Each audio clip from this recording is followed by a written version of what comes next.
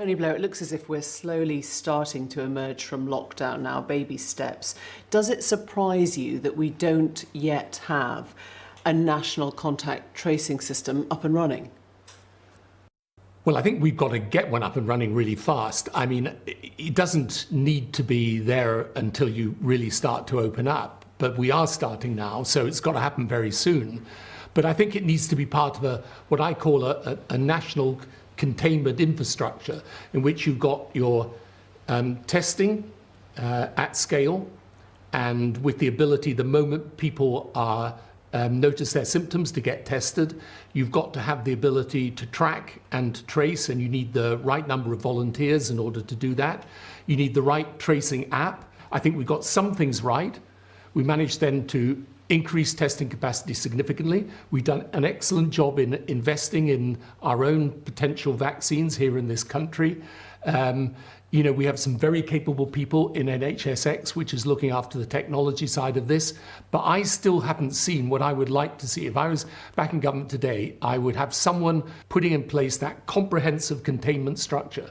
So that means that you give people confidence that as you return to normal, then, you know, they believe they're going to be safe. Because part of the problem with this is you had to, in a sense, terrify people to make the lockdown work.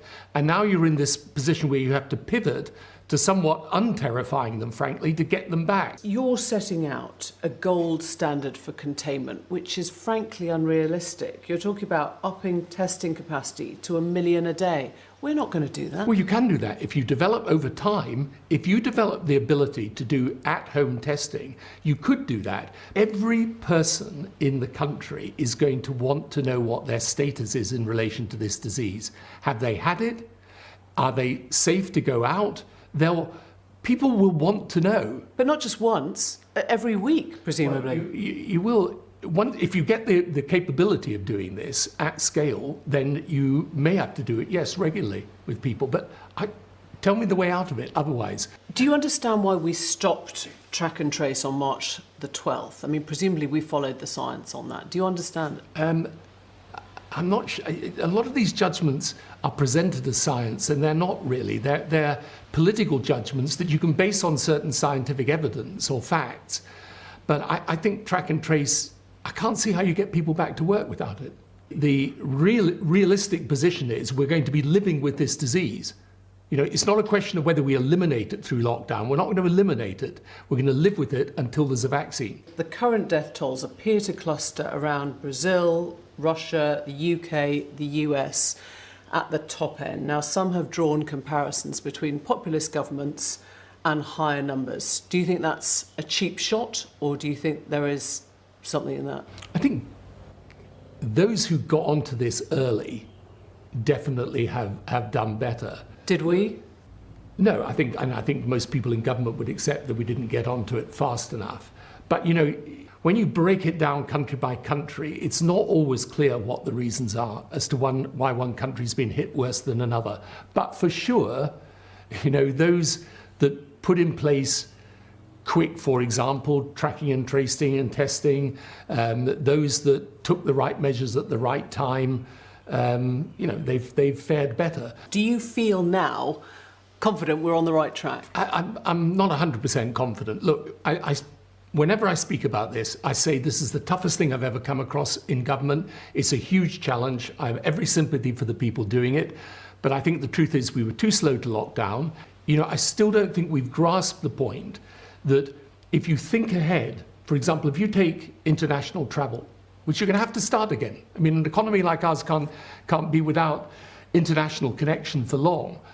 Tell me how you're going to make international travel work without the ability for someone who goes on a flight to give their profile in relation to the disease. Michael O'Leary, Ryanair's boss, said, forget quarantine, that's idiotic, and use face masks. I mean, that's going to be the way ahead. Well, face masks for sure. Again, I just don't understand the hesitation about this. If you're going on public transport, you should have a face mask.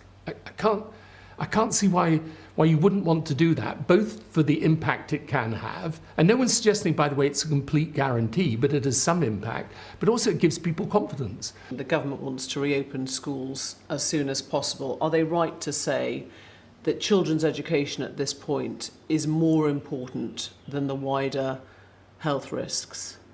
Well, they're right, I think, to be reopening the schools. I mean, I don't think they would say they're putting school opening above health risks, but I think what they're doing is basing it on the evidence, actually. I mean, there are countries that have reopened parts, at least, of their school system. If you look at all the best evidence, and again, you know, my institute's assembled a lot of the different data on this, it's, you know, especially for younger children, you know, the risks of transmission are actually quite low.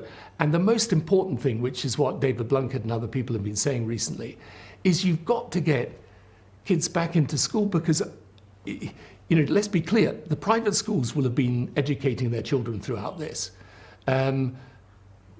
Parts of the state system will have. But then there are some children that will be having no education at all.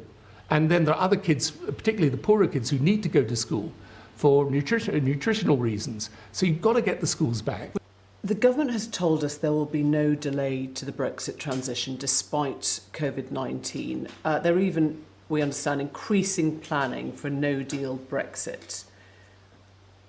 We will never know if Brexit has affected the economy, will we? We will never know that.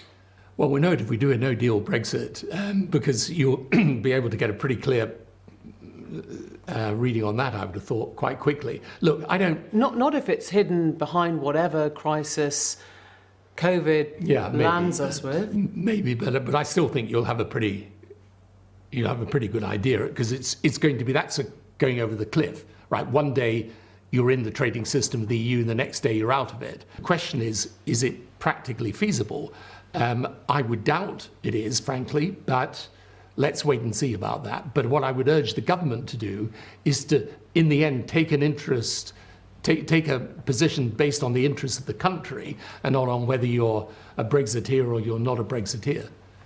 Keir Starmer's resisted calling for that extension to the transition period. Is he right? Yeah, well, I think he's probably doing the same as I'm doing, which is you don't want to give people the impression you just want to rerun the Brexit argument again. But I think he's also saying, quite rightly, that you've got to make that decision on a practical basis as you near the time. Have you talked to him much since he took over? Does the Labour Party seem to you to be a very different sort of party now? Well, it's changed for the better, for sure, in my view, because it's got a serious leadership that's already making an impact because they're showing competence, you know, forensic skill in dissecting the government. I think he's done a very good job so far, and you know, I wish him every success. Have you talked to him? Yes, of course. Advice? No, I haven't been given advice. We just had a discussion about politics, as you'd expect, and I'm sure he's talked to all the other former Labour leaders as well. When you watch President Trump in these press conferences, I wonder what you take away from the handling. What do I take away from the handling? Look, I always say to people, I've got enough problems dealing with my own politics, start dealing with someone else's. So